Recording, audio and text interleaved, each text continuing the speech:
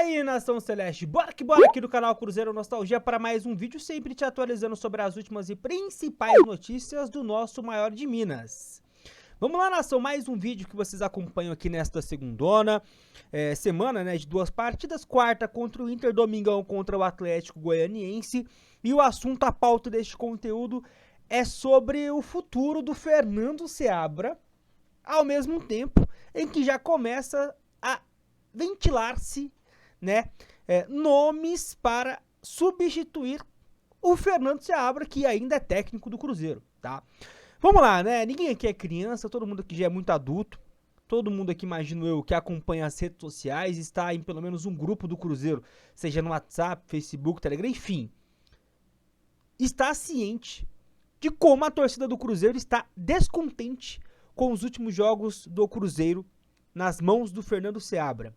Principalmente fora de casa. O Cruzeiro fora de casa é um time inoperante, né? A gente viu uma exceção que foi contra o Botafogo, mas foi a exceção, a regra é o que a gente viu depois daquela partida.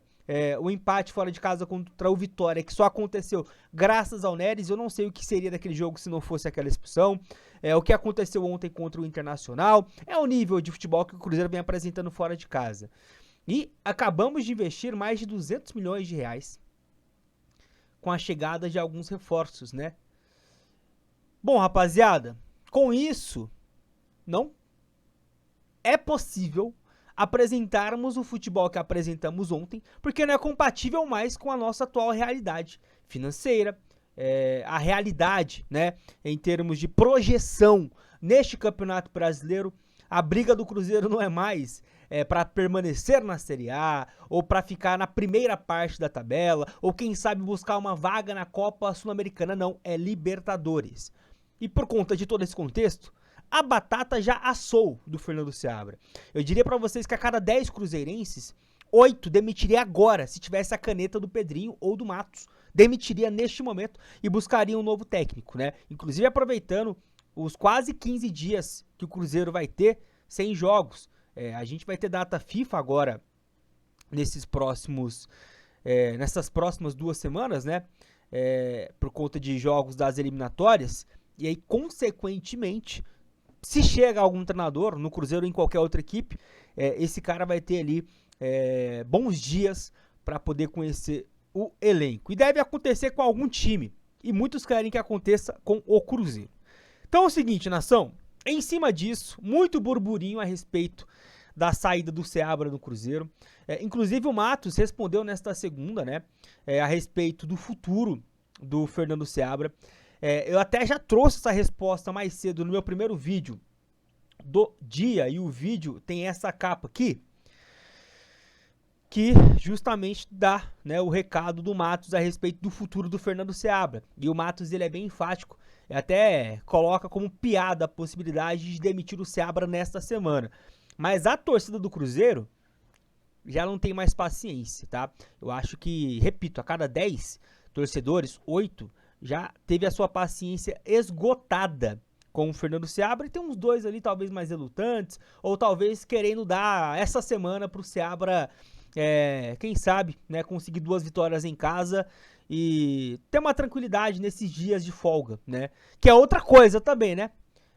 Uma semana, 2 semanas pra treinar, não significa que você volta jogando melhor, muito pelo contrário, né, como até meu pai costuma dizer, folga pro Cruzeiro é sinônimo de voltar pior do que quando parou. Então, enfim, temos esse adendo. Mas é o seguinte, nação, em cima desse contexto todo que eu acabei de mencionar, e vocês já sabem, repito o que eu disse na abertura deste vídeo, não tem nenhuma criança aqui, quem acompanha a rede social sabe que a batata do Seabra já assou. Então, nomes estão sendo especulados. Sim, o Seabra não foi demitido. E não tem negociação em andamento, até pelo que o Matos disse hoje. Mas nomes já estão sendo especulados. E eu quero comentar especificamente sobre 2 nomes. Vamos lá, deixa o like, nação, deixa o seu joinha, tá? Bora colocar uma meta de 500 likes nesse vídeo. Se inscreva, comenta e compartilha. Primeira coisa, eu tô aqui no site do O Antagonista, que traz a seguinte matéria. Cruzeiro recebe indicação de Luiz Castro para o lugar de Fernando Seabra, demitido recentemente do Al Nassr. após a perda do título da Supercopa Saudita, né, de virada para o Al Hilal do Jorge Jesus. Luiz Castro possui um histórico positivo no futebol brasileiro, o que faz dele uma opção atraente para a Raposa.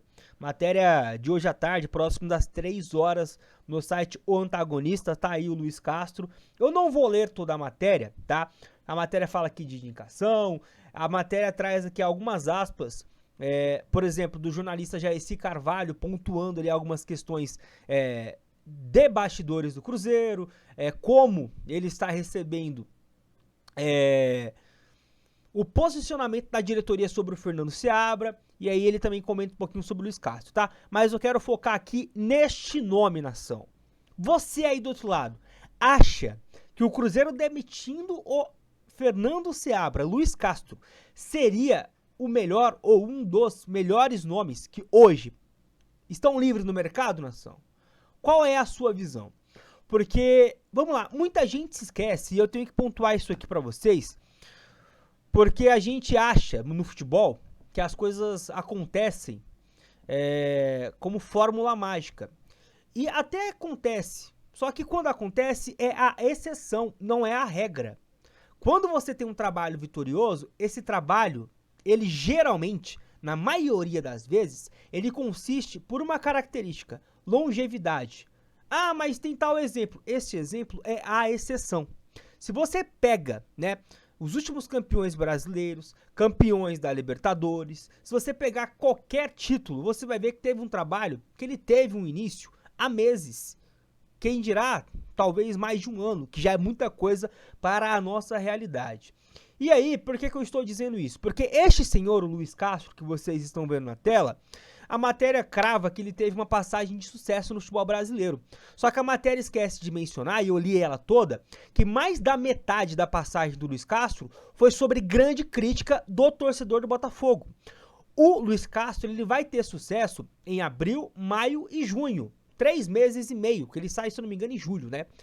No Campeonato Brasileiro, naquele primeiro turno fenomenal, sensacional, que todo mundo já cravava. Botafogo vai sair da fila, vai ganhar o Brasileirão. Logo depois, ele recebe a proposta do Al Nassr, do Cristiano Ronaldo, que o tira do Botafogo.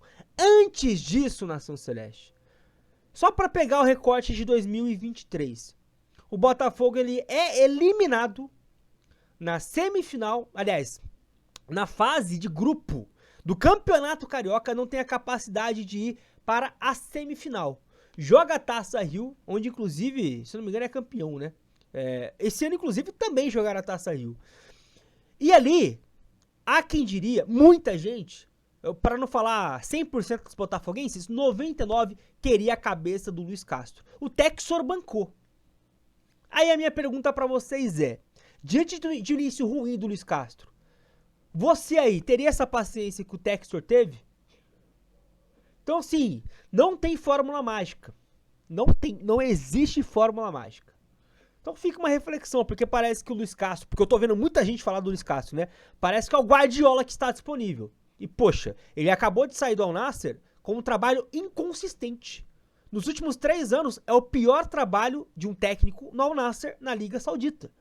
Foi muito mal.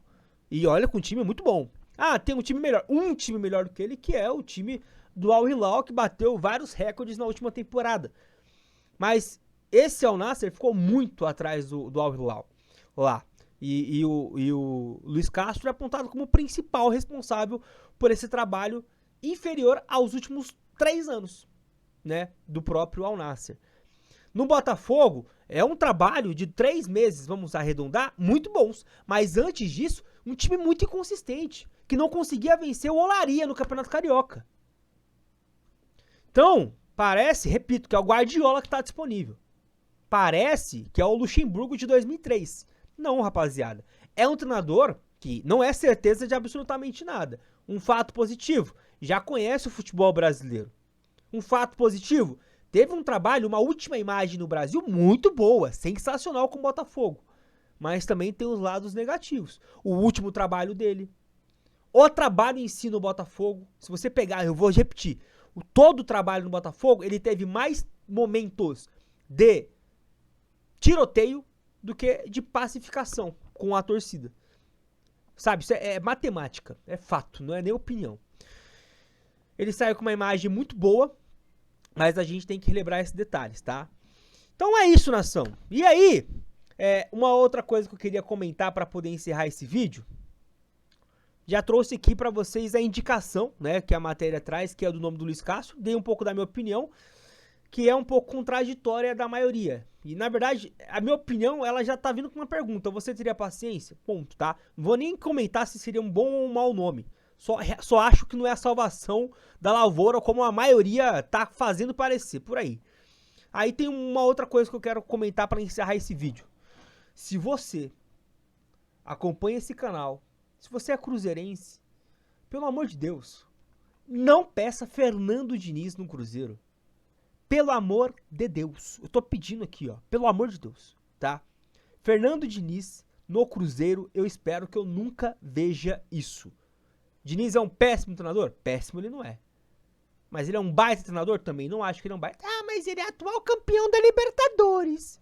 Tá bom, olha só o que aconteceu com o Fluminense nas mãos dele nessa temporada. É exceção o que ele fez no ano passado ou é a regra?